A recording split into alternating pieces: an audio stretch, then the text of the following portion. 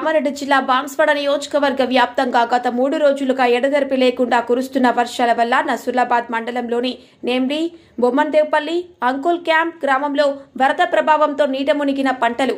నేమ్డి గ్రామంలో ఇళ్లలోకి నీరు చేరడంతో బాధితులను పునరావాస కేంద్రానికి తరలించిన అధికారులు. నేమ్డి గ్రామంలో పునరావాస కేంద్రంలో ఉన్న బాధితులను శుక్రవారం రోజు బీజేపీ కామారెడ్డి జిల్లా కౌన్సిల్ మెంబర్ సున్నం సాయిలు పరామర్శించారు. దీనిలో భాగంగా బాధితులకు అల్పాహారం అందించి కారణాలను అడిగి తెలుసుకున్నారు. వరద D23 డిస్ట్రిబ్యూటర్ కెనాల్లో పేరుకుపోయిన చెత్తా చెదారం కారణంగానే ఇండ్లలోకి వరద వచ్చి చేరిందని వారు పేర్కొన్నారు. దీంతో అప్పటికప్పుడు సమస్యను కోనేరు శశాంక్ దృష్టికి తీసుకువెళ్లగా ఆయన వెంటనే స్పందించి ఆర్థిక సహాయంతో జేసీబీ సహాయంతో దగ్గరుండి పూడికతీత పనులను చేయించారు. సందర్భంగా ఆయన మాట్లాడుతూ భారీ వర్షాల నేపథ్యంలో నీట మునిగిన పంట పొలాలను కాలనీ వాసులు పరిశీలించమన్నారు.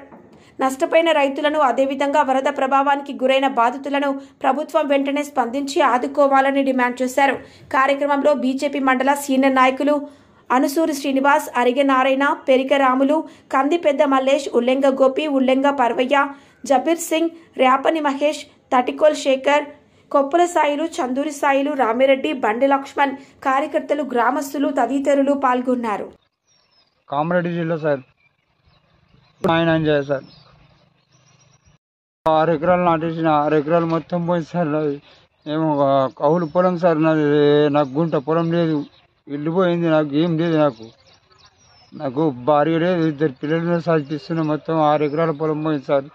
నేను అలా కాంటలు ఏం పెట్టాలా, ఏడికి పెట్టాలి. నేను ఇప్పుడు 1,00,000 రూపాయలు 1,50,000 బాగా తెచ్చిపెట్టి నేను ఏ రైతు ఏ గవర్నమెంట్ కూడా పట్టించుకుంటలేమో మని.